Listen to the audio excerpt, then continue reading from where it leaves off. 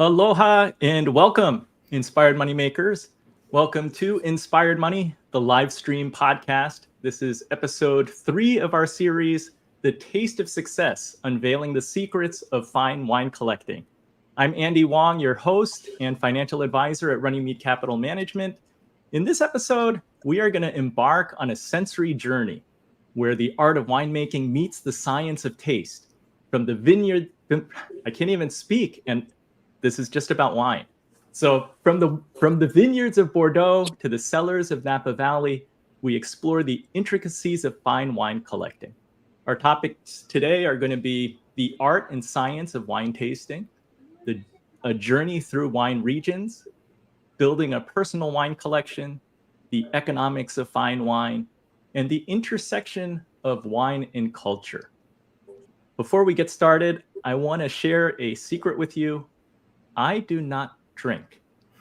I am one of about 560 million people on Earth. That's about 8% of the global population that carry a mutation that causes my face to turn bright red whenever I drink alcohol. There was a Washington Post article published recently this year. The title is Asian Glow from Alcohol. It isn't just discomfort, it's a severe warning. So how's that for a clickbait?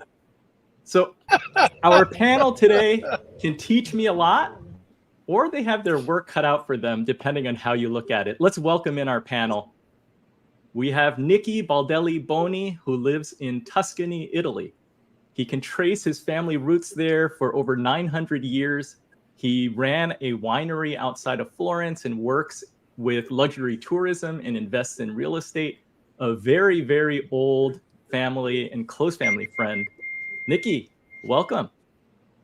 Well, thanks for having me, Andy. This is great. I'd love to be here. As a side note, I've known Nikki since he was about 2 years old. Next, we have Josh McCallen. He's a business turnaround expert and resort rehab specialist. He's CEO and president of Viva May Hospitality, that owns and manages Renault Winery in Egg Harbor, New Jersey. Welcome, Josh. Welcome back to Inspired Money. I'm inspired just being here, brother. So I love the idea of collecting fine wine, or in our case, buying fine wineries. Either way, I'm so sorry you don't get to enjoy the wine. And as everyone can see, Josh is a mover and shaker in wine. He is in the car, so literally moving as we speak. And I'm not driving. My lovely, beautiful wife of 25 years is driving. There she is. She is. She's driving. Thank you for driving. Safety first. He has a chauffeur. And to round out our panel this evening, we have Jin An, who is co-owner and general manager at Norita, a Hawaiian restaurant in the East Village. He's responsible for the restaurant's award-winning wine list of approximately 300 selections. I hope that's accurate, with a strong representation from France and Germany. Jin, who is also working while we record, I'm so glad that you could make it. Thanks for having me here, Andy. I've just finished working. I opened up a small cafe in Midtown, so I just had to close up shop, close down the espresso machine, and kicked everyone out. So now we are at peace. Nice. Well, I'm glad that we could pin you down since you are a busy guy in Manhattan. Thank you. So welcome, everybody. I think we're going to have a lot of fun on this panel. I look forward to learning a lot about wine since I don't know much. I don't know about pairing wine with my meal. Usually I'm just solely focused on eating the food in front of me. But I want to learn more because the last time I was in Paris, not only could I not speak French, and I had to tell the server, I'm sorry, I don't speak French. I had to also tell him that I also don't drink. And you know what his response was? What a pity. But he then went on to translate the entire menu for me and was a very kind gentleman. So let's kick off with segment 1. We're going to show a little clip and then we'll get things started. Welcome to Wine Tasting, where art meets science in a sensory journey. It's more than sipping. It's about discovering the wine's complexity and character. See the color, swirl to unlock aromas, Smell to identify the bouquet, sip to taste the flavor, and savor the finish.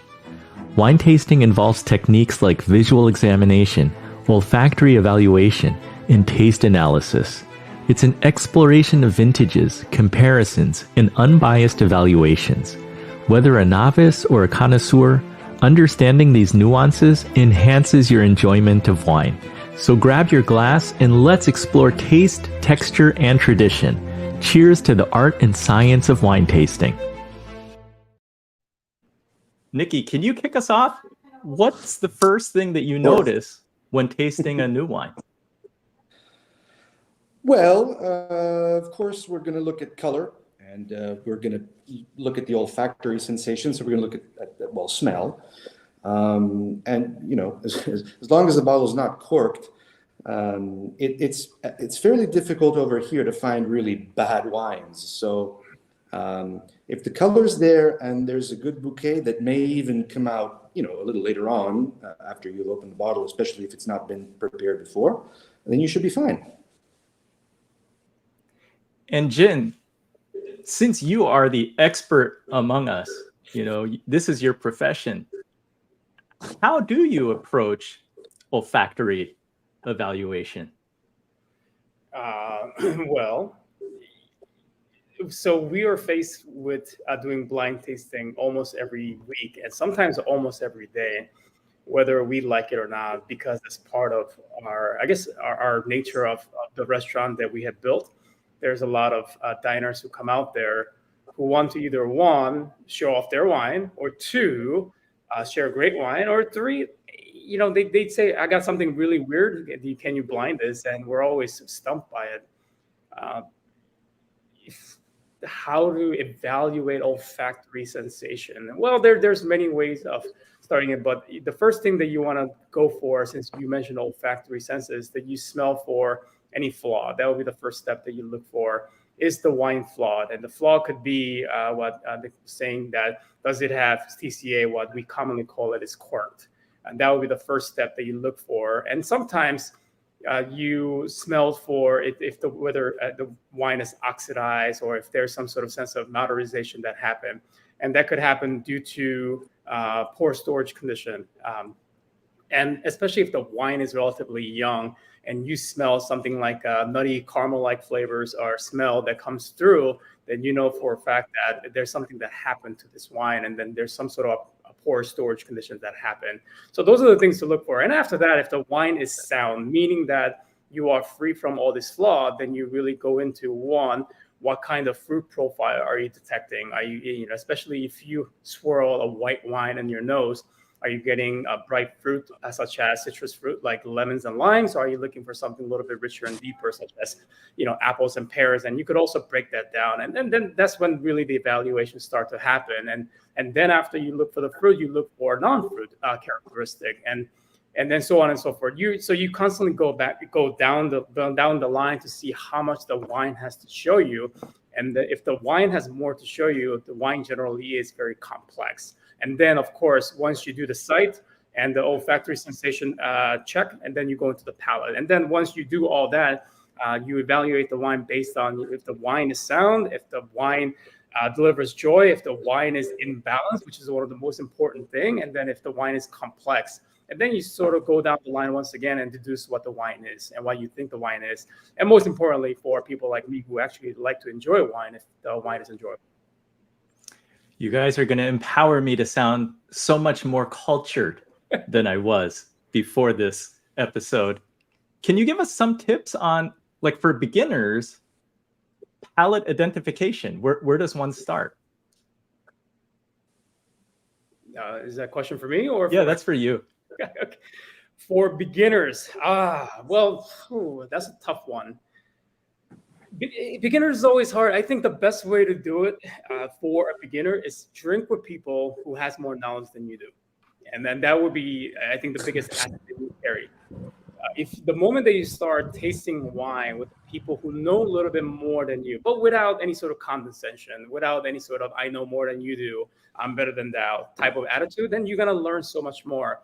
That's why it's always very helpful to taste together in a group setting, because you get to taste a lot of different wines. And as you become more and more advanced in your ability to taste wine, you do a lot of comparative tasting, because most commonly asked question, especially in the restaurant wine list, is you have 3 different wines from 3 different producers, different vineyard, or maybe different vintage of the same label. And people will ask you, what's the difference? And I said, well, I could tell you the difference, but it's not going to make any sense. The best way to really learn what the differences are when you do side by side tasting, and then you discuss, and then you break it down, and then you analyze. But unless you're able to do that, I could throw you some general words, and I could say that this particular vintage will have more acid than this particular vintage. But unless you're tasting 2 vintages side by side, you're really not going to understand what more acid is like. Or, hey, this vintage is going to have more alcohol than the other one, but where's the baseline? So you have to understand that. So it's really important to tasting groups, because wine, especially when you enter the realm of fine wine, they're not cheap. They're very expensive. So the more people that you could gather, the better off that you will be. Josh, tell us a little bit, speaking of vintage, tell us about Renault Winery, because I think many people do not think first of New Jersey as a location for a winery. I might not be able to finish this thought if my signal drops, but the Renault Winery we purchased, and I just want to thank Jen and Nick for phenomenal, visualizing words that painted pictures, for your connoisseur, how to preserve or enjoy wine. But for me, we purchased the East Coast the second oldest winery in America. It was founded in the 1800s. So for us, I imagine at that time in the 1800s, New Jersey having great soils, reminiscent of the area outside of Champaign, with sandy loam. So they called that a good terroir for the whites.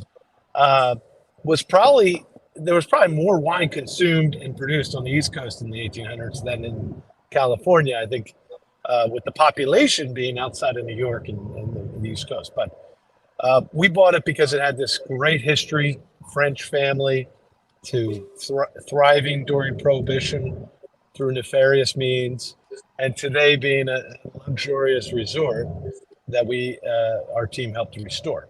But most people probably do not originally think of the East Coast. But when you think back historically how the population moved west, it does make a lot of sense that the early settling winemakers would have set up shop on the East Coast. And we were lucky enough to get a person from Champaign to set up this winery. And that's why we have Champaign still to this day licensed. We're allowed to use that word instead of just calling it sparkling wine. Yeah, that's very rare, I understand.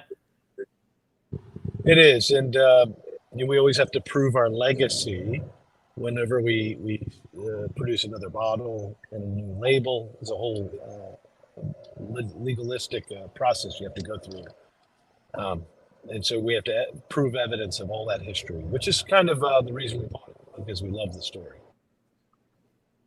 Thank you. Let's move on to segment 2. Welcome to a journey through wine regions, where terroir and tradition define the wine's soul.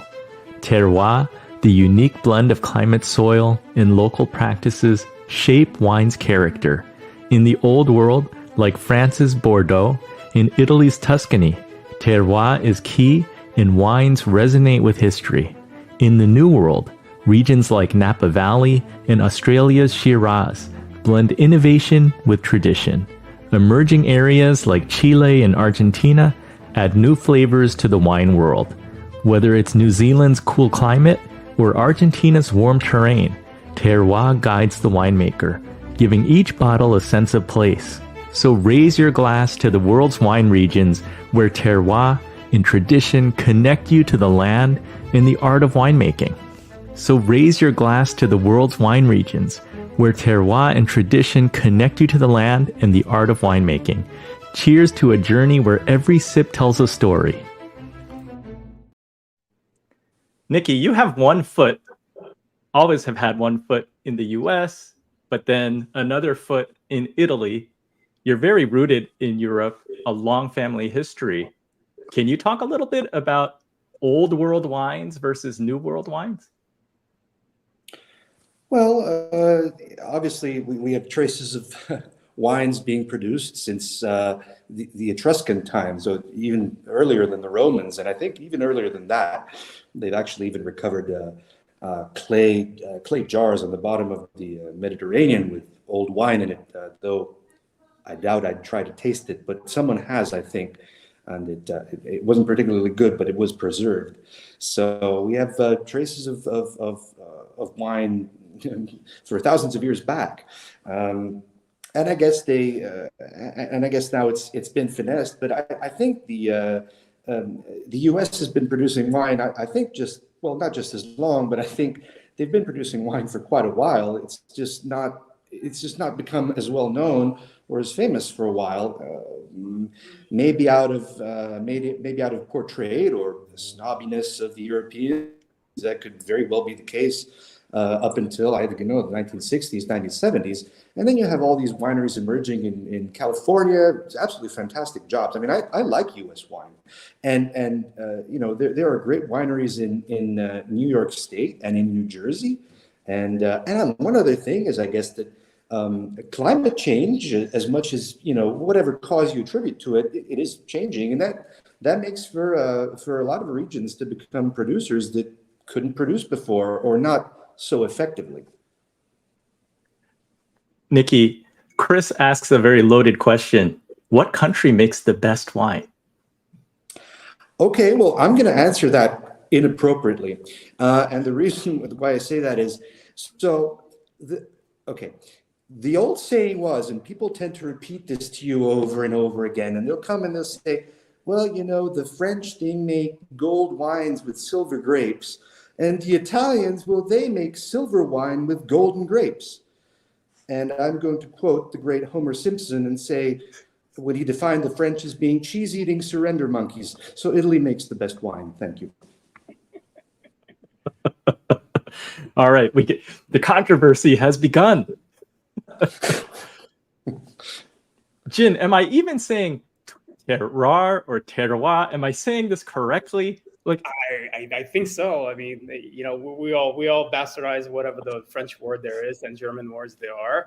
Terroir, I think it's a French word, and I think you're pronouncing it perfectly. But I won't really disagree with what Nikki was saying when he says Italy makes the best wine. But I think I'll leave that. It's a subjective matter, right? But you're gonna be partial to a certain place, and I've been a French wine drinker all my life, really all my life, as far as I could remember, and I thought they were the golden standards, and I love everything about French wines, and I'm an extreme Francophile. But I must admit that my palate started to change quite a bit over the past few years, and right now, and I gotta just stir up the pot a little bit. I'm gonna put Germany on the map over there and say that the Germans are making incredible wines these days. How has your palate and tastes changed over the years? I got old.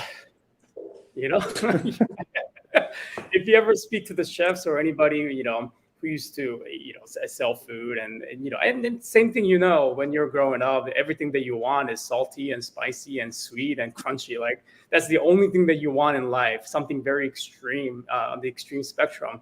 But the same thing happened with the wine as well. But although German wines can get extreme, especially with extreme acidity, sometimes extreme sweetness, sometimes extreme dryness, sometimes extreme, austerity. There's a lot there. But at some point, your palate kind of tones down to a point where you want less alcohol. You want something a little bit light and easier to drink. But not only that, I think there's a tremendous amount of value for the quality that the German wines produce. So at some point, I have very difficult time justifying, the quality to price ratio on some of the French wines. Listen, I love Burgundy to this day. I love Champagne to this date. Those are by far my classic regions, and I'll never give them up, but sometimes not on my dime anymore. Mm-hmm. When your customers in your restaurant are asking you for recommendations, do you get into terroir and how the soil affects the wine flavors? Does that enter the conversation?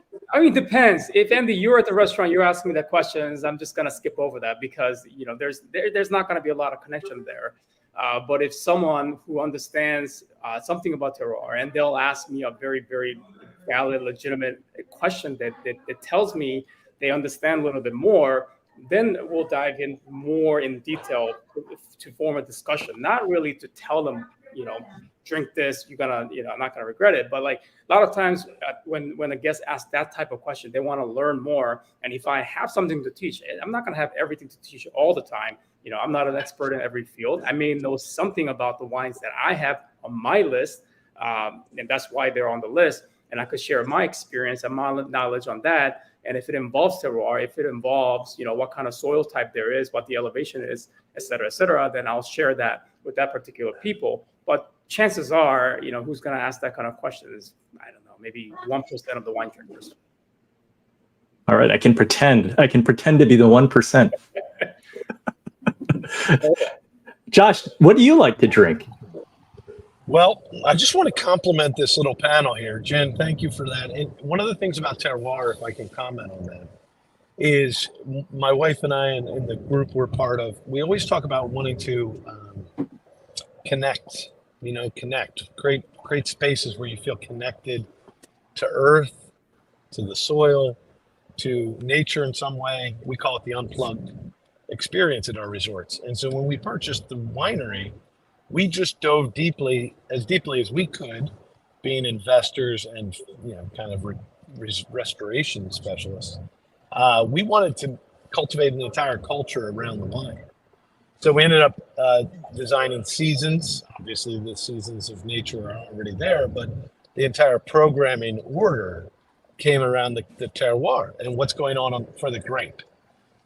And so I find that to be one of my favorite parts about wine. So if you were to offer me a tasting, just to answer this as a neophyte at the finer wines, I would enjoy the tasting that makes me feel one with the soil. So terroir, to me, I would be the person who definitely can't ask a great question, Jim, but I would love to hear more about why this one tastes more earthy. So anyway, I think the terroir element of storytelling is probably something I enjoy listening to at a tasting, and it's part of the story. I always say people build these wineries just like your family, Nick, and they leave a little bit of themselves in that soil. So I appreciate the kind of lineage that the terroir creates. I mean, think about all the different work that had gone into cultivate that Champagne region, cultivate Bordeaux. To me, that's the romance of wine. At your resorts, you're serving what you produce on site as well as what you import?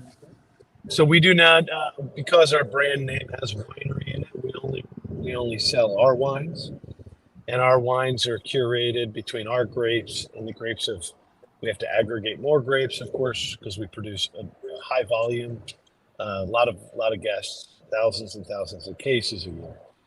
So we have a combination of some of our legacy grapes are the Noah, some Chamberson, some hybrid grapes, so you wouldn't necessarily know them. But these are some of those early grapes that helped the phylloxera problem, and that were planted, the Noah grape, which is like a white, almost like a Chardonnay grape, were some of those grapes that saved the wine industry 150 years ago. So ours has that kind of story embedded in the terroir and in the story. For us, it's all part of this killer legacy story and why we fell in love with wine. But that's how we go about it. Well, I'm going to have to make my way to Egg Harbor because I have not visited Renault Winery yet. You and I have known each other for quite some time now. That's right, I've only heard of it third hand because a family friend of mine, their nephew got married there. So I know that you're succeeding in building not only a cool place, but a destination for people to celebrate anniversaries, weddings, and all kinds of special occasions. Yeah, thank God, Andy, because you and I are also on the investment side. And And I don't want to ask this question because I'm sure you're about to, but I cannot wait to hear about the investing side of wine, because for us, we had to turn this around. We bought something that was bankrupt but historic, and we had to invest and revitalize. So for us, it's always been an effort of pouring. We always say, if this property and this winery has not closed since 1864, and it went through Prohibition and the Great Depression and whatever, then we're not going to let this baby die. So we're kind of more like, we're like the ones pouring our heart and soul into the winery. And we hope that eventually, as we develop more and more, the culinary life comes to fruition, the live demonstrations with chefs, the connoisseur sommelier events, all those different elements that come out of our properties it's us pouring our heart into the soil, just like everyone who came before us. So we think of wineries like that. And that's why I really respect people like Nick, who has a family that's gone through however many centuries of building wineries. It's definitely not a get rich quick thing. But and then it's curious. I thank you and I appreciate what you say, but I guess I have a slightly opposing perspective here because, well, as a matter of fact, what we just did is we just sold our winery, and the reason we did that is multiple. I'm going to try to be quick. I don't want to become verbose, but we did this for a number of reasons. The first one is I love wine, but I'm not a huge fan of agriculture, which making wine falls under. And you got to do what you love. If you have a choice in life, if you don't have a choice, my heart goes out to you. But if you do have a choice, you got to choose to do what you love to do. And for me, it's not being in a vineyard, and especially when our winery was in Chianti, and it was about an hour away. So it was 2 hours to go and come back. We were close to Florence. The wine was actually very good. But in Chianti, as opposed to other niche markets, because the key word is always niche, Chianti has 3,000 producers. So you have to spend an enormous amount of money just on publicity, aside from making a good product. You've got to really make an impeccable product, actually. Spend a lot of money on that, then spend a lot of money on advertising, and you have to have a real passion for being in the middle of a vineyard. And it didn't click for us. We reinvested in different things, but we still love wine. We love the heritage of the winery that we had, and thank God it wasn't bankrupt. It just, it wasn't an investment that we wanted to make. So I told Andy, I said, well, you're going to have a little bit of an opposing perspective because you've got some Josh who just, acquired a winery. I don't know how long ago, but fairly recently, I imagine, or not so many years ago. And someone who sold it after, 250 years of having the property. And again, it comes down to niche. If my winery were in the Brunello region or in the Cortona region where I live, where there are very few producers, I would have certainly considered keeping it. Oh, those are great insights. Since Josh was talking about investing in wine, let's go to segment 3. That was the perfect segue. Welcome to Personal Wine Collecting, a journey of passion and purpose. Whether a connoisseur or beginner, building a collection is an art reflecting your taste and goals. Start by defining your purpose. Investment, enjoyment, or both? Set a budget, consider storage, and explore different wine styles and regions. Thematic collections or investment-grade wines can add value. Consult experts and document your collection. Embrace the adventure of new wines, relationships with winemakers, and tastings. Support sustainable wineries. Building a collection is more than bottles. This is a highly personalized pursuit that should be a reflection of you, filled with exploration and expression. Raise your glass to the art of collecting, where every bottle tells a story. All right, I want to get back to gin and what you were talking about, because you made a very clear delineation between enjoying wine on somebody else's dime versus when you're paying. So talk a little bit about that value and how you view that. Well, every experience has a price tag, right?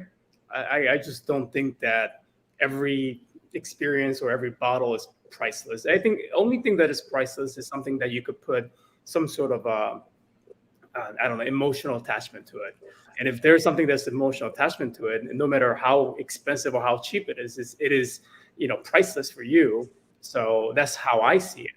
And for me, wine is really, one, it has to deliver joy. And there has to be, it doesn't matter how expensive the wine is or how cheap the wine is, is the wine proper wine to be open with the people that you're with, or maybe you're opening by yourself. I don't think I've done that in a very, very long time at this point. I think the last time I opened something on my own, other than like daily drink, post shift drink of that nature, is probably when I was younger, early 20s, when I was either miserable or trying to romanticize on something. I don't know, but every bottle, it has to fit your budget. And if you're in a restaurant industry, you're a sommelier, you're a server, you're a chef, you're a manager, chances are you're not going to spend any more than, let's say, on the top end, $200-$300 per bottle. And when I say top end, that's really high top end, and even for a connoisseur. And generally speaking, when people ask me, Jin, how much should I spend on a bottle of wine? For a normal person, I said, just go to a retail wine shop that you trust, because that's most important. You have to go to a place where you either respect their palate through building some level of relationship, and be able to speak with someone that you could respect and trust their judgment, and not someone who's just trying to sell you on the most expensive bottle of wine. And then once you have established that connection and that trust, fine wine really begins from my sort of viewpoint. Anything that's above $15 is a fine wine territory. So anything above $15, you're already into a very good quality wine. So from there on, if it's $100 bottle of wine, $200 bottle of wine, $300 bottle of wine, there has to be supply and demand that's attached to that bottle. So knowing all of that, and also having been tasting through a very, very high-end wine, because a lot of people bring great wines to the restaurant, and I had a privilege of working in restaurants where I can open these bottles of wine. I am exposed to it, and I understand, for the most part, how they're like. Will I spend that much money on my own to open and enjoy? I don't know. I have to make mortgage payment, and I have to pay for gas, and I have to pay for groceries and my children. So it's really the budgeting process. But if someone's opening it, I'm going to say thank you very much and enjoy it together. Do you think about what you want to have as part of a collection, or are you just purchasing with the thought of consuming it eventually? Well, for me, really, at this point, I'm an in-betweener, right? I'm no longer the industry newbie, and I also am part of the wheel where I have the privilege of being able to buy certain wines. And in the restaurants, it's called allocation. And the moment that you stop taking some of these allocated wines is when you lose connection to these wines. So even Burgundies that I think is very expensive at this point, there's certain wines that I'll never not buy. And that's really for the future. If you know that, it will, one, appreciate, and also two, it's gonna appreciate to the point where you cannot touch it into the future. You might as well buy it now. And what you decide to do with it later on, it may not fit your restaurant price point, but you still buy it and hold it. A lot of times I actually gift these things because it means so much more to a lot of people. And I think it makes a very good gift ideas. But also places like Germany, where supply is very low and also value is there. And I also want to support these wineries, and I think they're very good now, and I think they will be even better 5 to 10 years from now on. I am, one, supporting, and two, also collecting, so that I could either sell it later on or enjoy it later on. Now, we have close friends where the husband would buy the wine and the wife enjoyed drinking the wine. And one time she was among her colleagues at work and saying, I love this wine, Charles Shaw. And her colleagues all started laughing, saying, isn't that $2 Chuck? And she went home and told her husband, is Charles Shaw $2 Chuck? And he's like, well, yes, it is. I'm curious, Nikki, as an Italian gentleman, because if anyone looks at Nicky, he's a gentleman. He's always well dressed. He's very fashionable. He eats well. He drinks well. Like, what do you keep on hand Too much. at your house? I keep Well- smiling because you're sitting there swirling your wine and drinking. Yes, and I enjoying it. am. Yes, I am. I'm enjoying a very fine wine from Umbria, which is a very, very, very underappreciated region for winemaking. Now, I have a bias towards this wine because it's my father-in-law's winery. It's a very small production, and you won't find it anywhere in the U.S. They just bottle it for their own hotel, and now for my business, my tourism businesses also offer it to our guests. But it's very local, very small. But the wine is very, very high quality. I'd be happy to send some to everybody on the panel, naturally, except for you, Andy, because we don't want you to become all red. And Jin gave a very prepared answer on the question that we always get from people, which is how much should I spend on a bottle of wine? And he's very appropriate. I usually answer 15 to 20 minutes, not more than that. But apart from this, the wines that I keep on hand are typically these wines from Umbria, which I love very much. In the summer, I love Sicilian wines.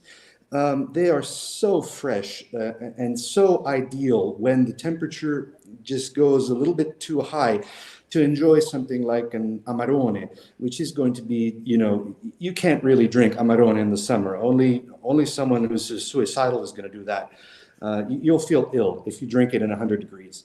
At least that's my opinion. I just won't enjoy it, but I will enjoy it in the winter. So I keep the heavier wines, your Barolos, Barbarescos, and your Amarones for the winter months, and your Sicilian wines, your white Sardinian wines, your white wines from the region of Naples, from Campania, all that stuff for the summer. Josh, you have any comments since you were talking about coming at this from a different angle?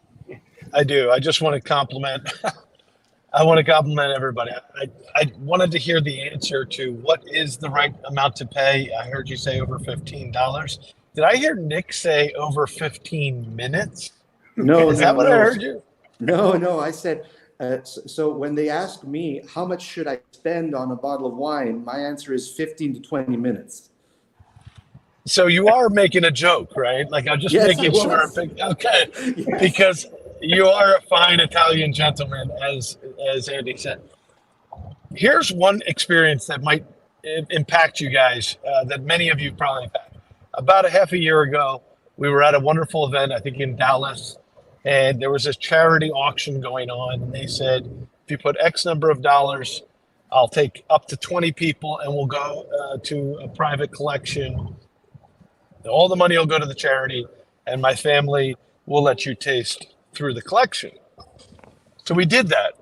We went to this very wealthy family's condo in a big tower, and they had bought a second condo to call it their cellar, even though it wasn't exactly like connected. It was kind of a nice, and they built this experience that was transcending, where it was like a proper cellar, and it felt ornate, and they grabbed artifacts from Europe to create the ambiance of the space.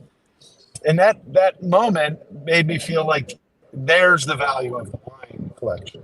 They must have had 1,000 bottles. It was sorted, I believe, by regions and types. And I felt like what a great use of their collection to give money to charity, right? And boy, were they so proud of their collection. Now, here's my last question.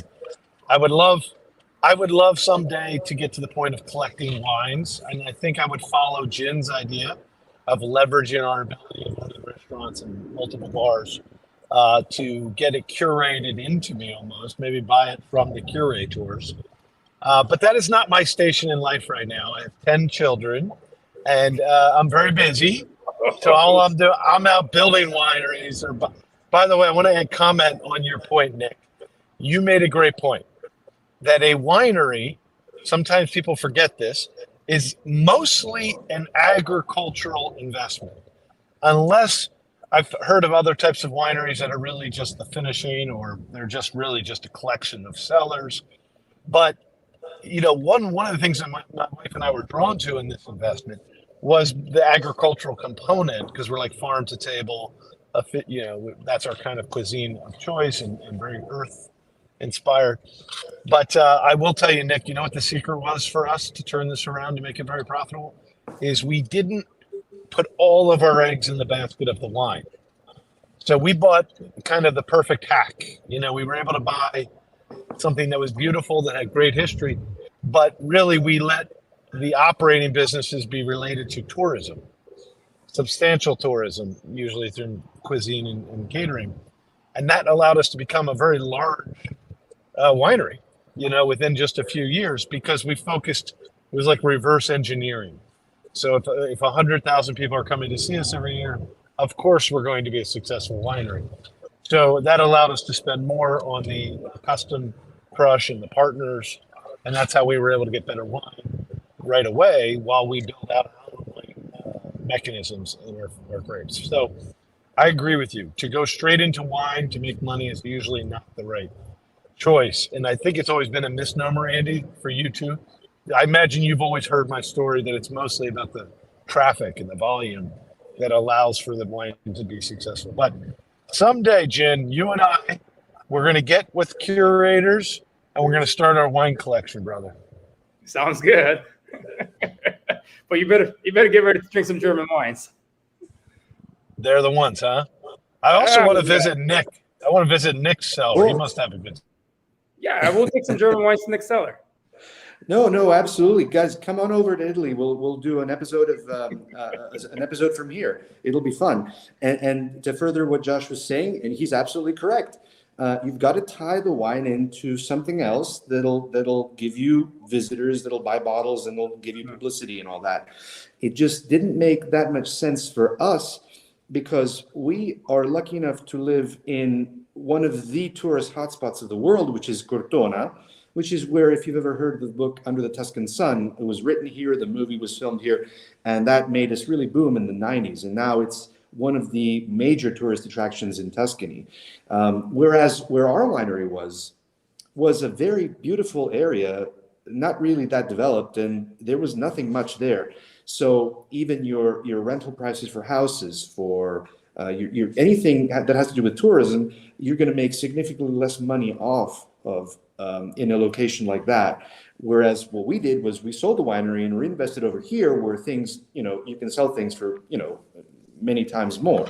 Now, I don't want this to sound unromantic and all about money.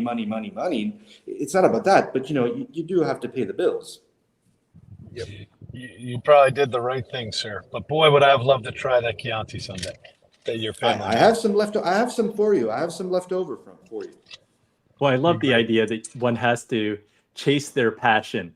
And Nick talked about money. So let's go to segment 4 and talk about the economics. Welcome to a world of fine wine economics, where value, rarity, and collectability define a market as rich as the wines themselves.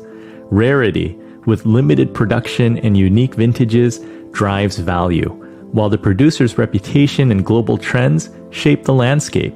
Investors and collectors are drawn to fine wine as a real asset, but it's also about passion and tradition. Auctions and technology provide platforms for trading and authentication, reflecting a balance between investment and artistry. Whether a collector, investor, or wine lover, understanding this world offers insights into what makes a wine valuable. It's a journey through vineyards and markets, guided by expertise and appreciation. So raise your glass to the economics of fine wine, where every bottle tells a story of value and rarity.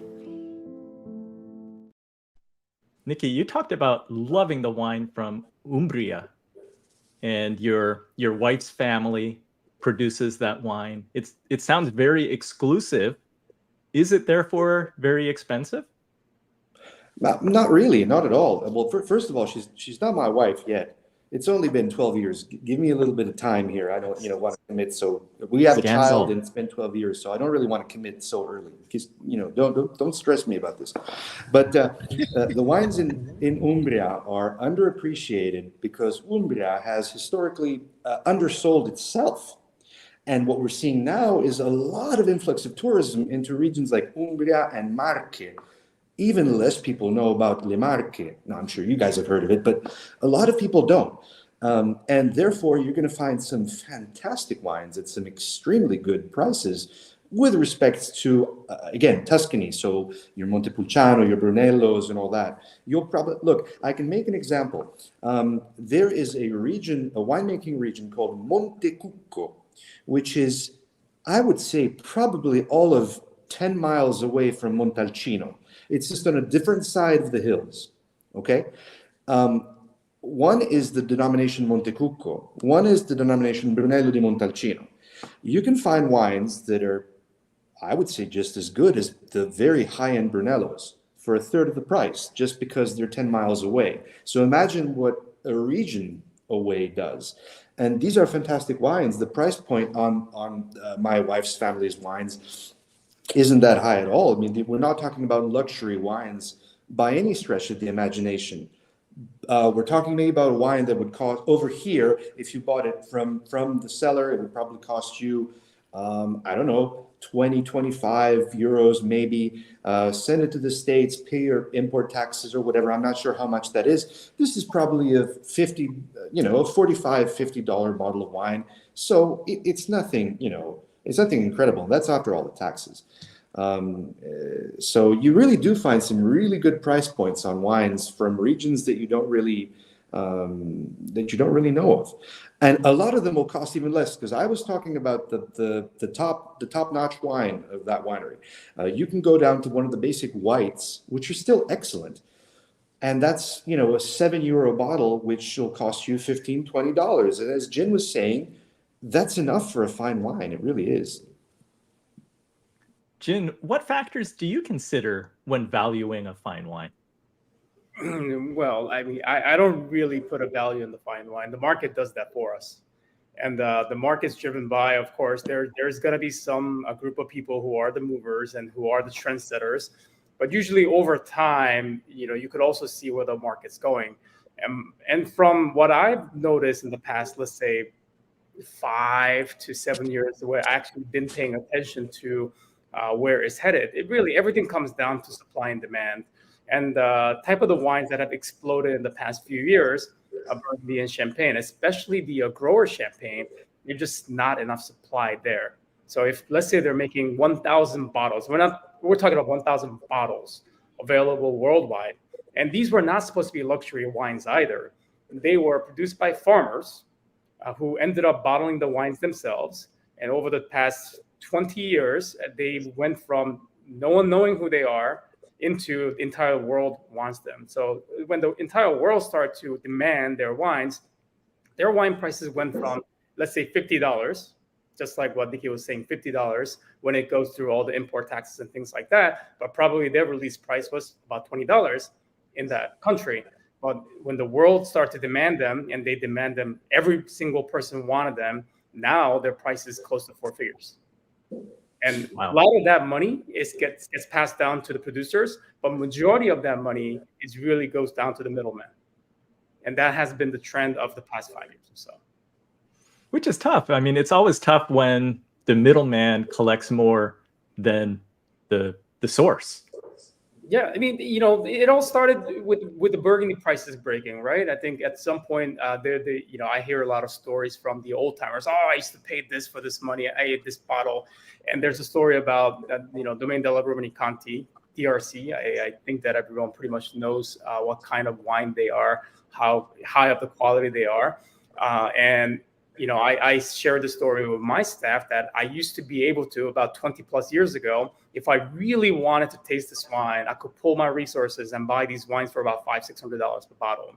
Now, every single bottle, one, you can't buy them because it's really difficult to buy them. And if you do want to buy them, it will throw you back $3,000, $4,000, $5,000 per bottle. And one of the stories that I've been told, it's working the floor and things of that nature, is that one day, I think it's back in the 1980s or maybe even 90s, probably 80s, that Aubert de Villaine, who's the owner of the DRC, visited New York after doing his market run and noticed his wine going for about, I don't know, like multiple thousands of dollars at a restaurant. And then he was shocked to see that price. And then he went back and started to raise his price on his end. So majority of the money that that comes through someone drinking this beautiful bottle of DRC. Now it goes back to the producers, but only Auvert de Villaine can have that pull. A lot of the times, they're not really represented properly. So still to this day, there are many farmers and winemakers who don't get all the money, and a lot of the middlemen do get it. But it's starting to change more and more. Since you're very much in the business, how able is one? Can one spot the trends like that?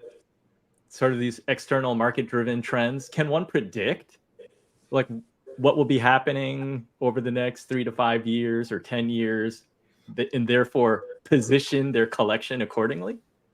Yeah, I mean, I think a lot of people, that's their business, is they trying to predict the trend. And I won't mention names because I don't know exactly who's watching what, but there are a group of people who always try to corner the market. If there is one really hot producer, let's just take Germany, for example. There's one really hot producers. Right now, you could go to Germany and you buy this bottle for $15. And I actually bought some bottles for $15 when I was in Germany. But there's a bunch of people who are buying up as much as they can right now. And that in return really does raise price and removes a lot of supply from the entire inventory. So once again, they're trying to create demand, and they're trying to also take away the supply that is available to the market. But little do you know, there's a lot of supply that's tied up in someone's warehouse somewhere out there in Europe. So there's a lot of movements like that happening, not only in German wines, but also in French wines, because they're always looking for what's next. What's the next champagne that's going to break? What's the next Burgundy that's going to break? And you see that time after time again. And some of them comes true and some of them don't. Yeah, it can be a risky proposition. Yep. I mean, it can be like the Hunt brothers trying to corner the silver market. And if you don't do it successfully, it's very painful. Let's go to our final segment, and then we'll wrap it up. Wine, a symbol of celebration, has intertwined with culture for over 3,000 years. From ancient Egyptians who saw wine as divine, to Greeks and Romans who celebrated it in philosophy and art, wine has been more than sustenance. The Renaissance brought innovations like glass bottles, leading to the golden age of wine. Today, wine tourism in places like Bordeaux reflects our ongoing fascination. Terms like terroir, the environment influencing wine, and enology, the study of wine, deepen our appreciation. From Caravaggio's paintings to Omar Khayyam's poetry, wine inspires art and literature. From ancient survival to modern enjoyment, wine's history offers a glimpse into civilization. Raise a glass to the intersection of wine and culture, a journey reflecting our timeless relationship with this drink. Cheers!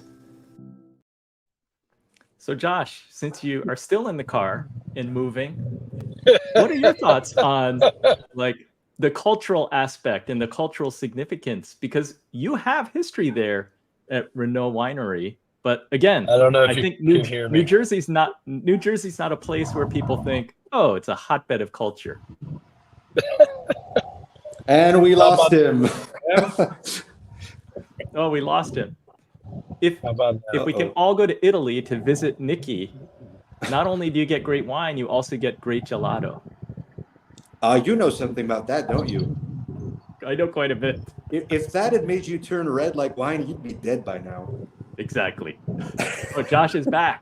I'm back, and I think I heard the question about culture and wine, correct? Correct. And I'll make a comment if you don't mind. It'll be brief. It's curious, right, that if you've ever studied or been a part of the Christian faith, that our faith, the first miracle is the wedding feast at Cana, which is that story where Jesus turns water into wine. And I would say that is like the blessing of a whole religion on there's something special about wine. So I feel privileged to be part of the wine industry. I think there's something that's primordial about the magic that happens to the grape and the fermentation. As a matter of fact, we ended up, this is going to sound hilarious, but we created a winter festival because remember our cycles follow the vines, right? So we have the bloom season, We had the Verizon season in the summer, but we call that sweet summer. And then we call it harvest season in the fall. But the winter is where the magic of alchemy is happening in the winemaker's hands. So the magic of fermentation and the production of alcohol. So I think it's like embedded in culture. And the last thing I'll say on this is, though alcohol consumption can have some negative connotations, some people can suffer from overuse, there is a certain beauty in the fact that a certain amount of alcohol creates such a social connection and allows people to enter a deeper conversation usually and have interconnectivity and, dare we say, be more human, right? Especially us Northeasterners, which are always gunning and running and gunning. A glass of wine before dinner can create such great conversation. So do I think wine and culture are connected? Yes. That is actually part of the inspiration for our entire company and our entire strategy, is to dig deep into that intimate connections and want to be a part of that. In vino veritas, Nick, in vino veritas. No, you said a wonderful thing. You said a truly wonderful thing and a great truth, and it ties back into, and I'll be very brief, an article that by chance I was reading a few days before Andy asked me to be on this panel, and it was about the Persians, I believe. Yes, it was about the Persians. And it said the Persians always discussed things twice when they had to make an important decision. The first time they discussed it sober, the second time they discussed it after drinking some wine together, because they would see how different their reactions would be in making decisions about something important.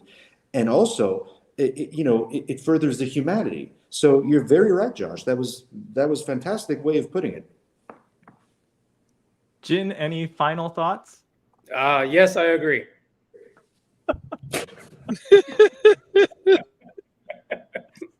Do we end there? Yes, I agree. I want to thank our panelists for coming in, some on very short notice today. It's great that Nikki was able to join us from Cortona, where it is 1 a.m. and he's drinking his wine. Josh is on the run. He's still not home yet. His 10 kids are waiting for him patiently. And Jin, thank you for ending your day with us. I know that you have long days. The day's far from over. Exactly. But I'm glad that you could take an hour of your time to join us and share your thoughts. I really appreciate it. Jin, people can follow if you go to norita.com. Great restaurant in New York City for upscale Hawaiian food. Everyone can find Josh McCallen. There's RenaultWinery.com and also Viva May. Is it just VivaMay.com or Viva May Hospitality? It is. No, okay. Just Viva May. Viva May. And Nikki, if people want to find your properties that you invest in and develop, is there a website where people can find you?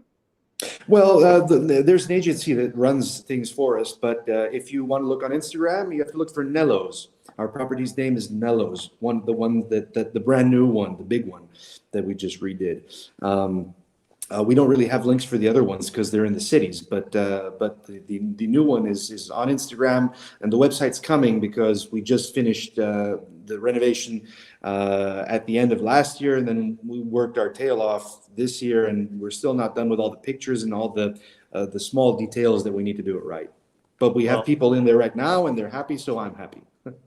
I want to get out there. I had a trip planned for my family to visit Nikki in Cortona, and then the pandemic happened, so we've postponed it. We still need to reschedule that, hopefully sooner than later. Thank you, everybody, for joining us for this wine discussion with our excellent panelists. Be sure to join us next week, Wednesday, September 6th.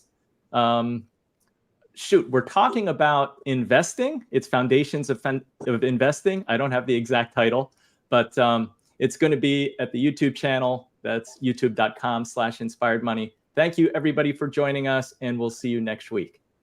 Thank you, panelists. Cheers to Nikki. Bye-bye. Cheers.